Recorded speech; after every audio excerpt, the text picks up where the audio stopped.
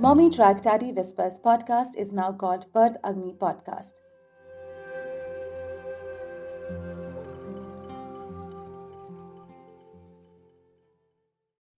Hey, good morning, everyone.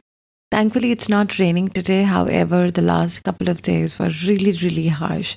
So I was thinking, how will I record if it's raining outside so bad? And how are you all doing? 6 months back, or a little more, I quit my job. Earlier, I used to work in a metering company. So they made smart meters, and we were in the testing team. I was always surrounded by RF radiation. And although the company had this norm that we had to keep the meters because there was so much radiation, we had to keep the meters in the lab, which seals the radiation from coming out. But since we engineers really need to break the system to get things done, we would bring them to our desks. I remember one of the times we had a very new project and we had very new kind of meters. So we wanted to get them working, and to sit in the lab and do it was very difficult. And that was the time I was expecting. After a couple of weeks, I realized, it struck me that I was amidst so much radiation. There were around 10 meters right on the next desk. We were all working.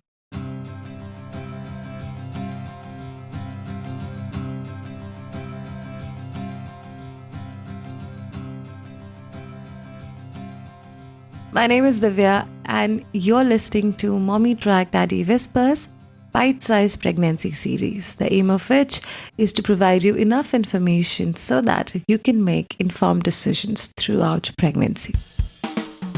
Before we even proceed with my story, I wanted to break this news to you that I've been nominated by Hubhopper for the Podcast Awards 2021 in the education category.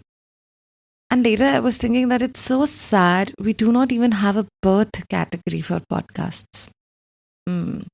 Anyway, if you like listening to me, please head to the website of Hubhopper. I'll drop the website link in the show notes. Go down to the education category, and in the drop down, select this podcast and enter your email ID and vote. Thank you so much. And now on to my story. So when I went to office one day, I had already decided that I'll get all of them back into the lab. Now, I do not know if I was overreacting or I was plain cautious. But there's so many things that surround a woman's mind in pregnancy. There's a responsibility of you and another life. So you may have tremendous worries yourself. Which is why today we are talking about pregnancy hazards. We are going to go from very basic stuff. So it's not going to be a lot into the detail because there are tons of things you can cover when you go about pregnancy hazards, and not everything. So it's a gray area. Not everything can be hazardous to you in a small amount, and probably when you go about binging into something, it may not be good for you. So it's a gray area, but I'm going to cover some of the basics today. So let us see if we can calm you down a bit. When it comes to pregnancy hazards, the first thing that we're going to talk about is, you can also take it as a pregnancy caution. Alcohol. Now, of course, alcohol is a no-no in pregnancy, and we all know that because it does cross the placenta. But what if you had it when you did not know you were expecting? The good news is a little or mild amount of alcohol should not be a thing to worry about.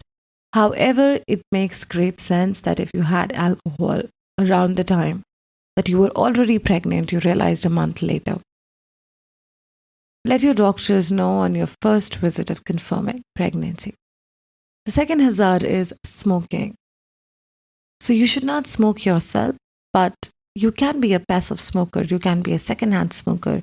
It could be because of the circumstances you live in, or you go to different places and there are people who are smoking, and it does become difficult to, tell people, oh, do not do it.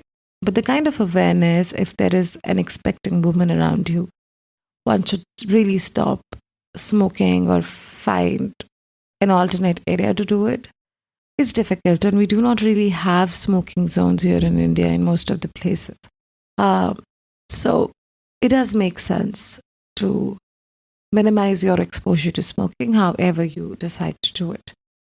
Third would be taking over-the-counter medicines. Taking medicines in pregnancy without a prescription. We all are wary of it, but taking over-the-counter medicines is very common in India. And somehow we are all doctors of our community. Oh, this medicine really worked for me. Why don't you try it? Sometimes we go about doing it, and it's absolutely contraindicated. You should not be doing it. Although once you become pregnant, you become overcautious, and doctors will tell you to avoid taking medicines on your own because they can cross the placenta. However, if you took some medicines before you knew you were pregnant, do tell your doctor. Also, herbal teas and capsules, if you were taking them, they should also fall in the same category, and you should let your doctor know. Fourth is a very common and still consumed thing in pregnancy, tea or coffee. Doctors would tell you to limit your intake of tea, caffeine, and most of us are able to regulate caffeine because it's very important in pregnancy, and we all know that. 2 cups of tea in the day, 200 mg of caffeine in a day is fine.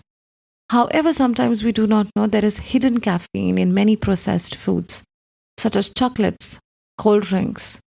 I was having this ice cream from the fridge. I just came back from my mother's home and saw it was in the fridge. It was written chocolate, and when I smelled it, it was all coffee. It was such a strong coffee flavor. I decided I'm gonna have it with my with my coffee, but it was really constipating for me. As a chocolate ice cream, it had so much caffeine. It had so much coffee in it. So do check the ingredients if possible when you're consuming something new, consuming something different, and you do suspect there's gonna be coffee or caffeine in it. So 6 would be occupational hazards. Oh my God, I think that's the reason I did this entire episode, because other things are already known. What I described above in my company was a kind of an occupational hazard for me. But there were no guidelines at my workplace for pregnant women, or if there were, I did not know. But there were significant number of guidelines around keeping all the radiation stuff, all the meters in the lab only. So all of you who work in special conditions which can worry you as a pregnant woman, always listen to your intuition. Check with your employer on safety standards. Talk to your doctor and find a solution if required. Taking precaution does not harm anybody. There may not be a lot of research on certain things. For example, the amount of radiation that is okay. But as a general rule, a lot of radiation is not good. So listen to your heart. It is more important to stay stress-free than be stressed about something that, really, really troubles you. Go about and find a solution for it. Check with your doctor or birth educator if you should really be worried about it. And if yes, you should find a solution. Another less commonly heard caution in pregnancy or pregnancy hazard would be chemicals that are used for hobbies. There are some paints, spray paints out there that have certain chemicals that should be avoided in pregnancy. There are house paints. So if you're getting your house painted, your furniture painted, you should either plan it before or after pregnancy. Even if after pregnancy, I would say the baby should also not be exposed to such chemicals. So you plan accordingly if you really want to get your house painted or you want to get your furniture painted. All of that spray, all those aerosols, they enter your body, they can cross the placenta. It is best to stay away and be cautious. The next one would be hair treatments. Now, hair treatments may worry some of us. For example, coloring the hair. I did get my hair colored before pregnancy, got a little bit of touch-up later. And the good news is that getting the hair treated is potentially not harmful to the baby, even if a bit amount of chemical penetrates the skin. However, since there are really less number of studies on any of it. Make sure if you want to get your hair color treated, go to a well ventilated place. So the chemicals that are used are not in the air. Maintain good hygiene practices. Go to a place where people have good hygiene so that your contact with chemicals and people is also safe. So these are some of the pregnancy hazards that should be avoided. And there may be, for example, not going through a scanner, X-ray scanner in pregnancy. Avoiding unnecessary radiation is smart. And there may be a few more things to keep in mind in pregnancy. So all in all, having given all this information, I would like to mention that worry only if there is a reason to worry. Getting all this information should be for caution perspective to stay smart. Remember, our bodies and our babies are resilient. Our babies are protected by a strong and empowering body. So while knowing what can be potentially harmful for your body is great for caution, it should not actually cause any additional stress, because that is also a hazard. Stress is a hazard, is a major hazard. So stay stress-free, enjoy. Remember, a little amount of something would not really be harmful to you and your baby. Your body is resilient, like I said. And if you think you're exposed to something more than necessary, you should definitely make a point to fix it now that you know that those things may be harmful. And also listen to your intuition. Sometimes our intuitions, and most of the time our intuition is the biggest clue for anything.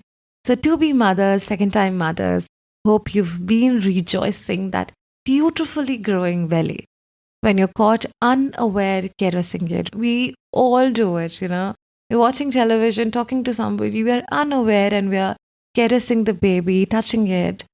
And are you fretting about those stretch marks? I was thinking, oh God, what a mix of so many feelings, right? Sometimes we're so happy about one thing in pregnancy and the other time we're worried, oh my God, are these stretch marks gonna go away?